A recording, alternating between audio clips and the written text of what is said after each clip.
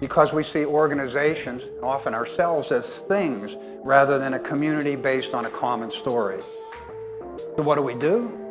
More problem solving, more analysis, more goal setting, more time management, more quantification, more client surveys, more help, more quick fixes. We've done it all, right?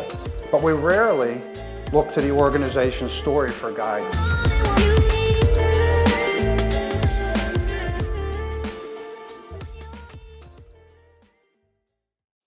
Why are you here?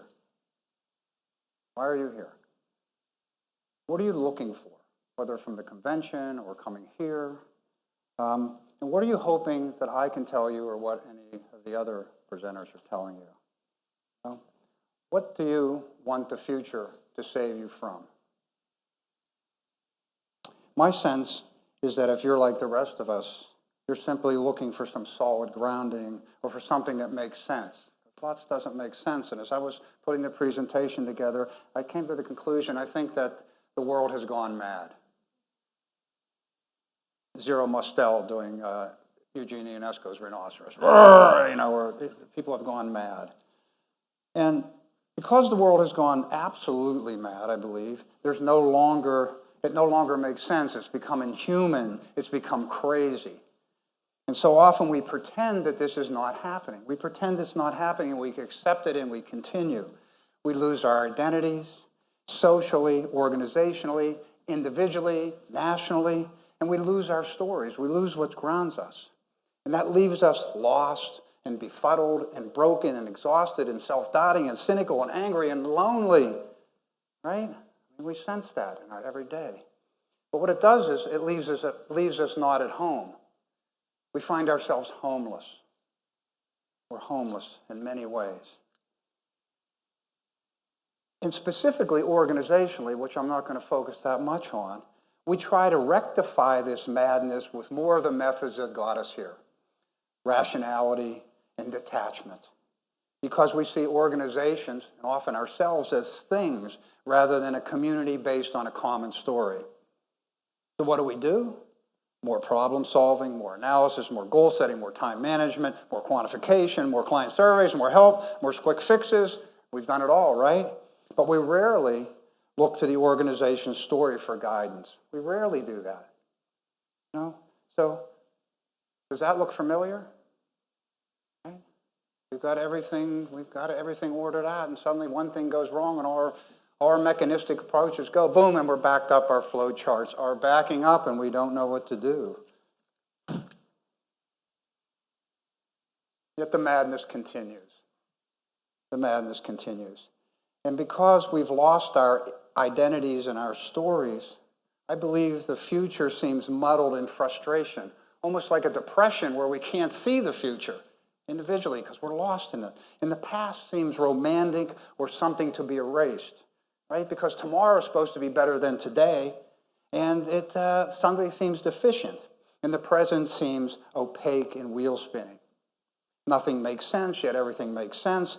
But what is it that what you do is put up your umbrellas, and you keep going and waiting and going and waiting and going and waiting until you fall exhausted into bed, and as Jackson Brown said, you get up and do it again.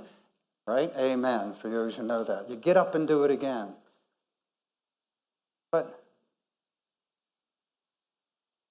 I know you want something different, something clearer, more joy in the now of doing what you know you're being called to do. You can hear this claim. You want your identities back. You want your identities back. Because, one, you want to be somebody. I want to be somebody.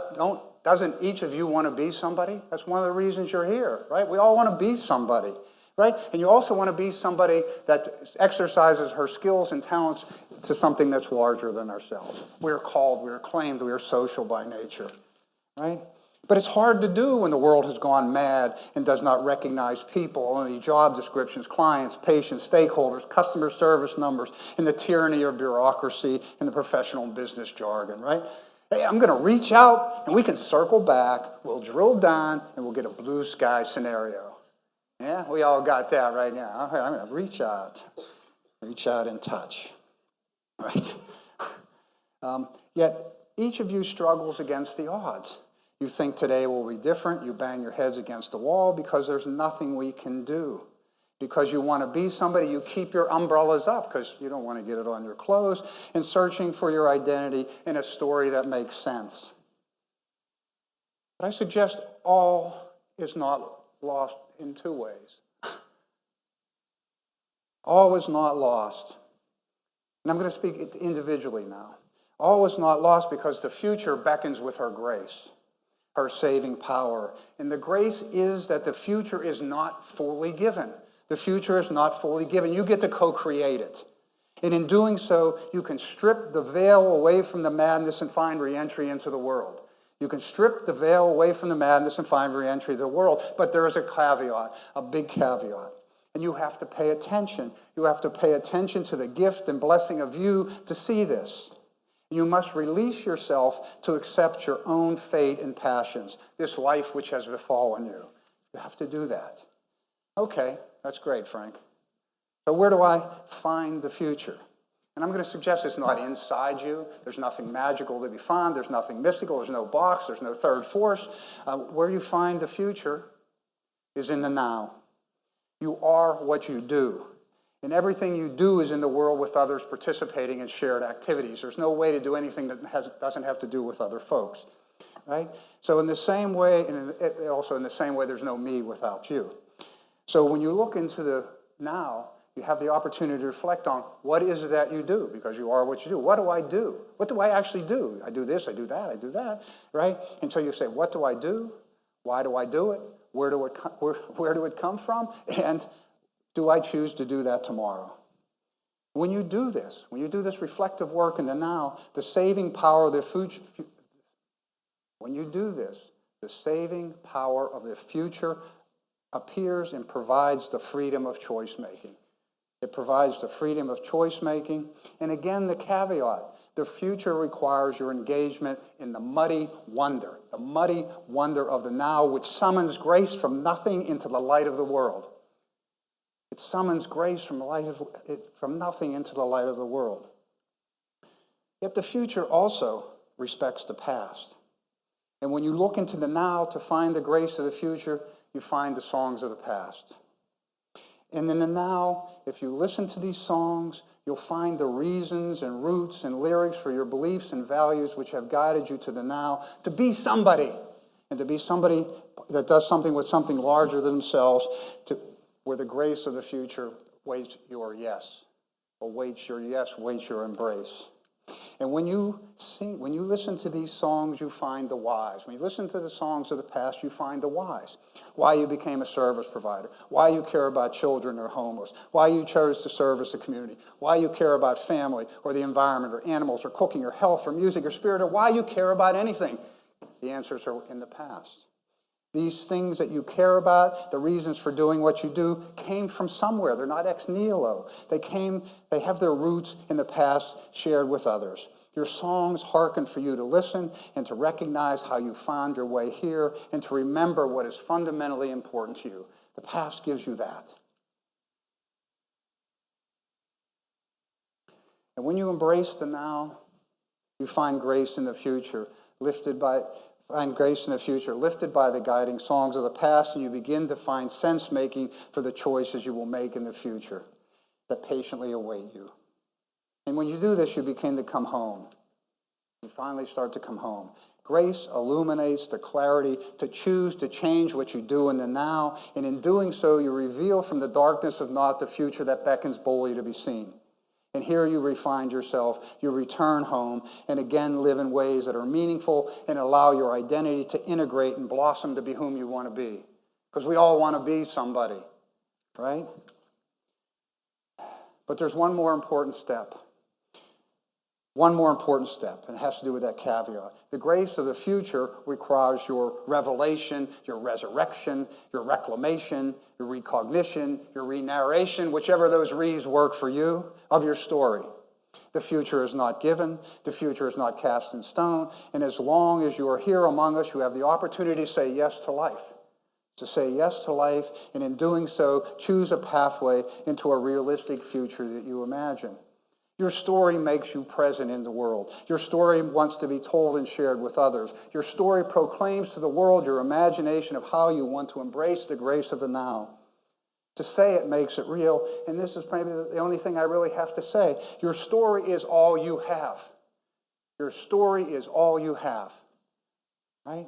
Your story tears away the veils of the abstract and gives rise to the madness of more, faster, always, if. You know that thing, if I should. And it gives you access to yourself. Your story gives you fresh air to breathe, and your story reveals and makes real the choice of saying, this is how I want to live. This is how I want to embrace this wild, wonderful life I have. Your story tells what's meaningful to me. What's meaningful to me is that this is what the songs of the past tell me. This is why I'm doing in the now the mad, mud-faced actions that I have to do. Because this is how I want to live and embrace the world. And you have to understand that the grace of the future and the songs of the past and the muddy-faced wonder of the now are integrated and they're always here with us together. All three are here now. And your story reveals your journey, your dream, your significance, your identity. And when you do this, you come home. When you embrace your story, when you can say, this is what's meaningful to me, you sing the songs of the past. When you say, this is what specifically I'm doing to make it happen, you find yourself again mud-faced in the wonder of the everyday. This is what I'm doing. This is what I want to do. This is what I'm telling you the world. You embrace the grace of given by the future. This is how you want to attest to life. Your story gives you that. Your story allows you to do that. And I have a question for you. And it's also, on the question on the sheets there. My question for you is, can you tell your story? Can you tell me, this is what I want to be? This is how I want to live. This is what's meaningful to me, and this is what I'm actively doing to do that. Can you do that? And when you do, when you embrace your story, you come home. Reveal the grace of the future, honor the songs of the past, and bring the saving, redemptive power to the now here. When you do, you find your way home. When you do, you step out of the madness. When you do, you reclaim your identity. You're out of that crazy world and you find your way home. Your story plants your feet in the warm earth where you again take root and sprout forth and thrive. Your story is all you have. Your story is all you have. Your story is all you have. Story forth, brothers and sisters. Story forth.